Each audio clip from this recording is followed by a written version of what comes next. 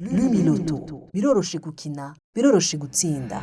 Lumiloto ni igisata ca tombola ca Lumitel kigizwe n'imikino itatu. Umukino wa mbere Lucky Plus, umwanya wo kumenyeshereza ko ibiharuro vyatsinze ni iminota 30 nyuma yuko muhejeje gukina. Mushobora gutsinda gushika ku ncuro 200,000 zayo mwakinishije. Umukino wa kabiri Lucky Day, umwanya wo kumenyeshereza ko ibiharuro vyatsinze ni imisi yose kuva isaha 12 gushika isaha 12:30 z'umuhingamo. Mushobora gutsindira gushika ku ncuro 1,400 zayo mwakinishije. Umukino wa gatatu Lucky Power, umwanya wo kumenyeshereza aho ibiharuro vyatsinze ni kuwa kabiri no kuwa gatanu kuva isaha 10:30 gushika isaha 11 z'umuhingamo, ikibiriraho ku rubuga rwa Facebook rwa Lumitel.